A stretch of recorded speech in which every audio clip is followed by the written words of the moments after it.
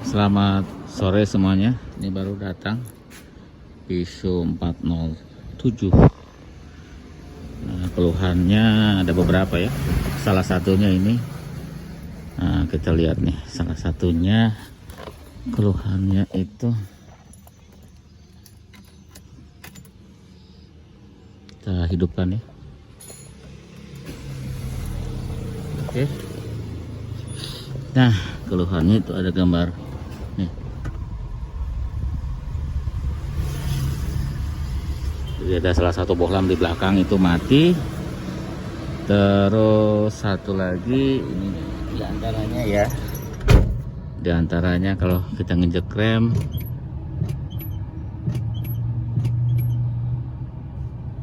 nah, belum nongol ya. Biasanya kalau tadi itu pas datang nongol brick worm ya, tulisannya gitu. Nah, di sini nongolnya brick worm, tapi sekarang lagi hilang ya, lagi hilang soalnya. Tadi tiap kita nginjek brick worm gitu ya, karena mungkin udah berhenti agak lama, jadi dia nggak nongol lagi. Kalau udah dipakai lama dia nongol brick worm. Terus satu lagi anti-collision fault suka nongol kadang-kadang kalau dipicek katanya. Jadi kalau anti-collision fault kemungkinan harus top OH, kemungkinan si EGR nya, lubang EGR nya biasanya mampet ya kalau udah lama gitu nggak di top OH. Belum pernah top OH apalagi dia suka mampet. Jadi kalau mampet nanti kadang-kadang suka nongol ya, tentu tidak, nanti juga hilang lagi. Kalau terbaca normal dia akan hilang, terbaca lagi nanti kalau emisinya besar ya anti-pollution fault. Secara sensor sudah dicek di bengkel resmi katanya oke. Dan ya itu harus stop OH ya, bersihkan lubang dari EGR ya, exhaust gas recycling gitu. Biasanya seperti itu ya kalau udah lama. Suka keras kan, pernah kita bikin video kan yang mampet itu ya. Nah itu diantaranya ada 3 yang krusial ya. Yang dikeluhkan sama si yang punya mobil. Ini nggak nongol sih, dari injek. Biasanya kalau injek rem di sini ada brick worm itu dari mungkin panas ya atau hangat. Nah kalau kita lihat di sini memang kampasnya sudah habis tuh. Kampasnya habis yang depan, kalau yang belakang sih tebal tuh. Yang belakang, yang ini tebal. Nanti lampu ada yang mati, nanti kita perbaiki ya. Ini berembun juga ya, berembun, ada airnya dalamnya ya segitu ya. Kita keliling dulu mobilnya. Ini 407, mungkin ada yang nggak kenal dengan 407. Mobil enak ya, ini mobil mantap. Ada baret di situ.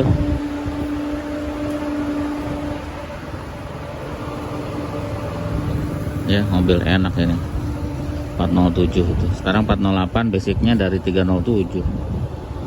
Jadi tapi lebih ini ya, enak ya. Kayak 408 itu lebih apa sebutannya, lebih perawatannya lebih murah ya, lebih ringan dibanding ini ya. Ini mahal perawatannya ya. Segitu ya untuk keliling mobilnya. Yang pasti ini mobil cakep, lebih enak, dipakainya mantap ya. Nanti kita lanjut ke pekerjaan. Dalemannya seperti ini ya. Pada zamannya tahun 2000 berapa, 4 kalau nggak salah. Ya sekitar itu ya. Ini ya bagus ya. Joknya sudah kulit gitu ya.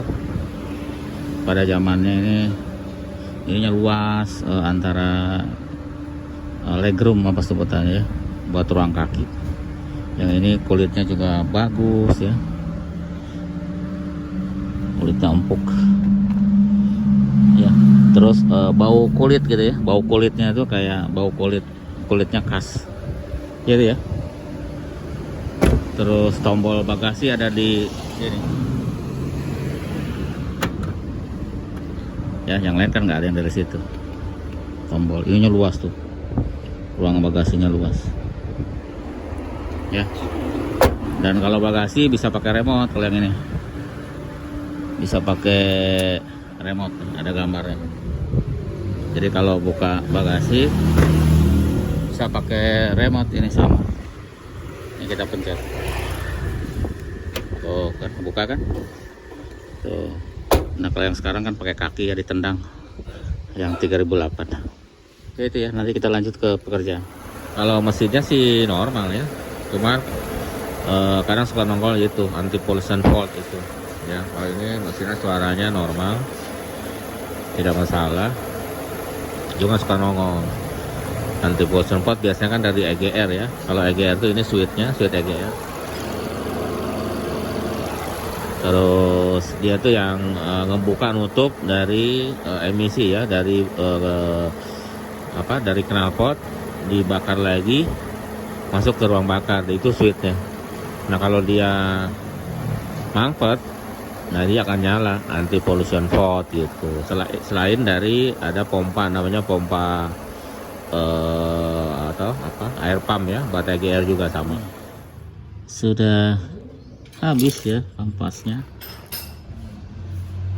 udah habis, jadi kena indikatornya kena, makanya tulisan worm tadi ya, si brake worm, karena dia sudah habis, udah kena itunya ya sih.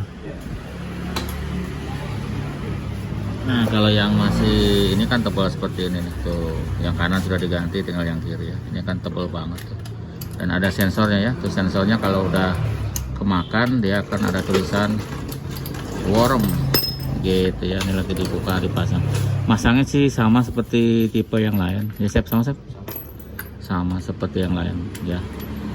Nanti kita lihat deh yang sebelah kiri kita dibuka. Nah kalau bannya dibuka, ditarik dulu ya, supaya nanti pas kampas yang baru itu gampang masuknya. Pakai obeng direnggangkan. Kalau udah direnggangkan baru dibuka baut nih, bautnya baut 13 atas bawah ya. Mau yang bawah doang bisa sih, kalau 407 bawah aja satu dibuka, nanti bisa dibuka ke atas. Nah tuh digituin. Nah yang paling habis yang tadi yang kanan ya, yang sini sih masih sedikit lebih tebal dibanding yang sebelah kanan. Yang kanan sudah kena ke sensor ya, makanya dia ada indikator yang nyala ya. Itu ya, nanti tinggal dipasang lagi gampang kok, nanti ada gap, ada celahnya. Jadi kampas yang baru tinggal ditaruh aja ya, tinggal ditaruh, biar taruh dulu. Oh, tinggal ditaruh, terus yang satunya lagi tinggal ditaruh, nanti ditutup lagi ya.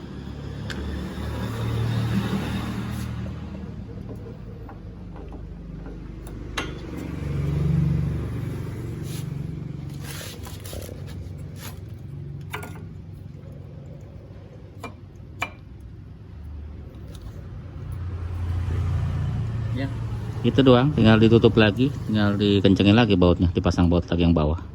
Sensornya dipasang, sensornya kan ada lawannya.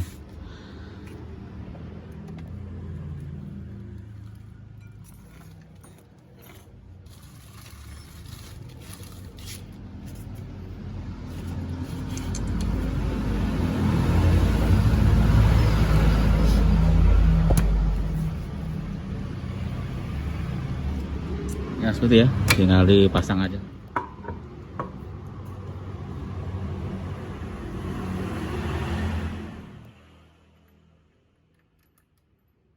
Jangan lupa kalau sudah dipasang harus dikocok remnya ya, kalau enggak nanti jeblos.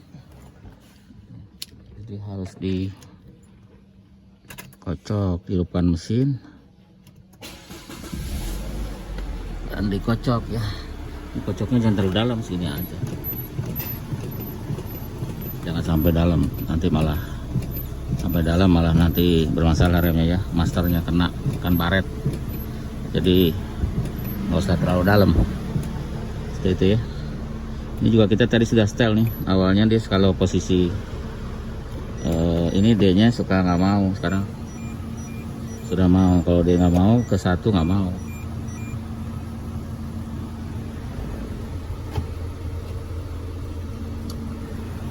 Saya udah mau ya. Oke, sudah oke lah ya.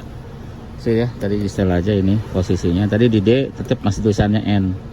Jadi kalau udah tulisannya N, nanti ke manualnya ke sini dia nggak mau ya. Jadi mungkin itu dulu, saya tutup dulu ya untuk mobil ini. Soalnya tadi udah ganti bohlam, yang kampas rem juga sudah ganti. Cuma nanti kalau ada tambahan nanti saya bikin video apakah jadi top overhaul atau enggak ya, untuk benerin yang anti pollution valve-nya. Saya nggak tahu nanti jadi overhaul apa enggak. Yang pasti ini kita cukupkan dulu. Terima kasih. Nanti kalau ada video ada penambahan pekerjaan, nanti kita akan bikin video baru. Oke, terima kasih, sampai jumpa lagi.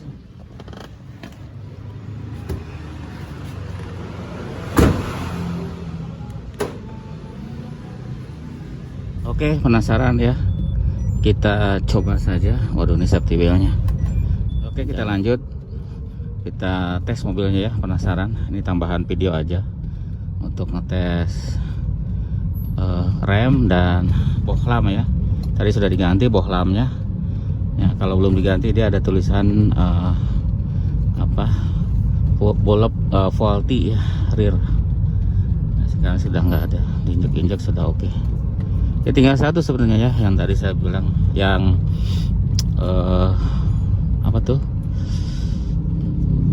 yang anti pollution valve suka nongol katanya kalau di RPM tertentu atau kecepatan tertentu ya. Itu dari emisi ya, emisi kontrol. Tapi katanya udah dicek di bengkel resmi, itu dia untuk komponennya tidak apa-apa. Jadi kemungkinan yang saya bilang itu dari harus topo ya. Itu untuk pengetesannya ya, sebagai tambahan video aja biar abdol ya, ada pengetesan. Kalau rem sih biasanya harus dipakai sekitar 100 kilo baru dia akan maksimal kepakemannya ya. Kalau belum 100 kilo kita nggak boleh lebih dari kecepatan tertentu ya, berapa lupa saya, harus di bawah 100 lah mungkin, karena pengeremannya belum maksimal kan, yang kena baru berapa persen aja ya kan. Namanya displiknya kan belum ngeplak ya, posisi makannya si kampas ya. Seperti itu videonya. Terima kasih ya sekali lagi ya, sudah sering mantengin Kamil Motor. Sampai jumpa lagi. Heran tuh dari yang sedan ini, yang walaupun EW10 tapi tenaganya lebih yahut ya dibanding EW10 nya 307 tenaganya, karena memang sih ada beda di engine manajemennya ya, di ECU nya beda. Mungkin itu yang penyebabnya tarikannya ini lebih yahut, lebih enteng deh dibanding yang tipe 307 SW.